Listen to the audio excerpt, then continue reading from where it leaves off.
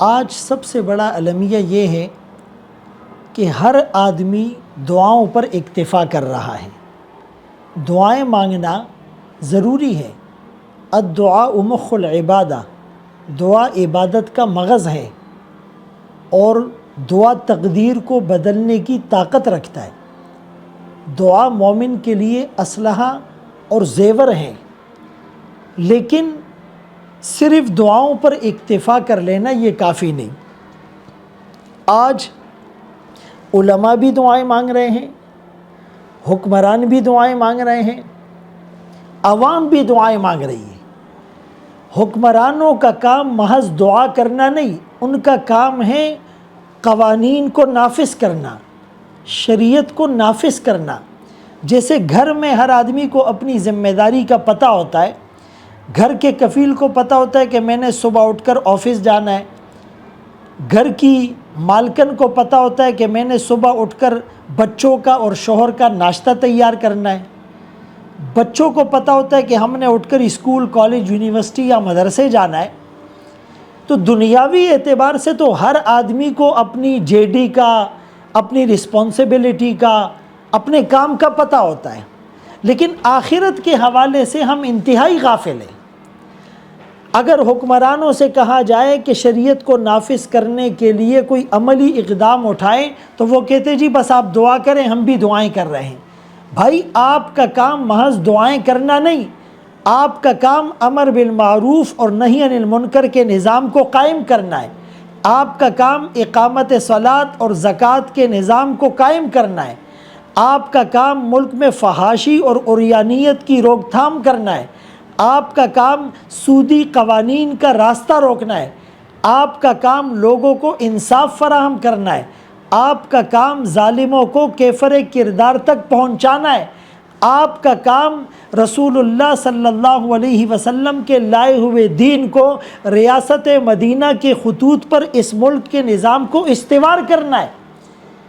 اذا وسد الامر الى غیر اہلہ، اذا اسند الامر الى غیر اہلہ فانتظر الساعہ، جب ذمہ داری نااہل لوگوں کے سپرد ہو جائے تو قیامت کا انتظار کرے۔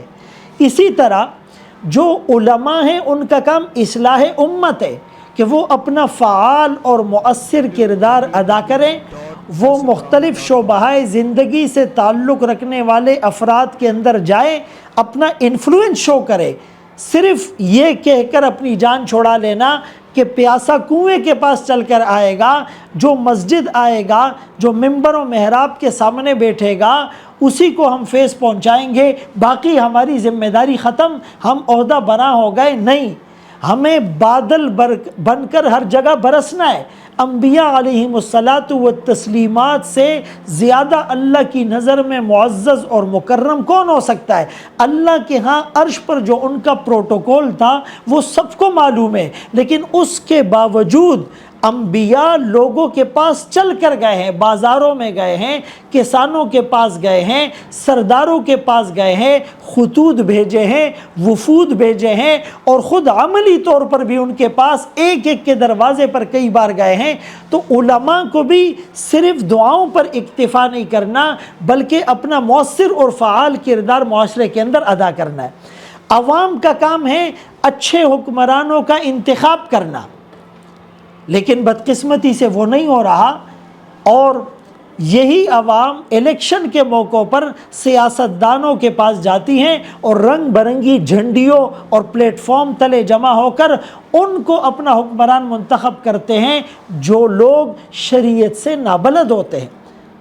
اس زمانے میں آپ کو صحابہ کرام جیسے صفات اور اوصاف کے حامل علماء نہیں مل سکتے، لیکن ان میں سب سے بہتر کون ہے؟ ایسے لوگوں کا انتخاب جو سود کے نظام کو ختم کریں، جو فحاشی اور عریانیت کو نہ پھیلائے، اور جو اس وقت جو سوشلزم اور فری سوسائٹی کا ایک ماحول ڈیولپ کیا جا رہا ہے، اغیار کے اشاروں پر چلنے والے لوگ ہیں، کم از کم ان لوگوں کے مقابلے میں آپ کو جو دین سے قریب اور شریعت اور وضع قطع ان کی شریعت کے برابر ہوں، ایسے لوگوں کو لانا ضروری ہے۔ اور عوام اچھے حکمرانوں کا انتخاب تب کرے گی جب عوام میں دین آئے گا۔ عوام میں دین کیسے آئے گا، ان کا عقیدہ کیسے مضبوط ہوگا، جب ان کا کنیکشن اور تعلق علماء کے ساتھ جڑا رہے گا۔ تو بہرحال ہر آدمی اپنے کرائٹیریا کو اگر سمجھ لے، حکمران شریعت کے نفاذ کے لیے اپنے آپ کو تیار کرے، علماء اصلاح امت کے لیے میدان عمل میں اتر آئے، عوام حکمرانوں کا، اچھے حکمرانوں کا انتخاب کرے اور پھر مل کر دعائیں بھی کرتے رہیں، تو انشاءاللہ ملک کے اندر تبدیلی آ سکتی ہے۔ سوشل میڈیا پر سب سے قدیم اور سب سے ریلائبل برانڈ درسقرآن.com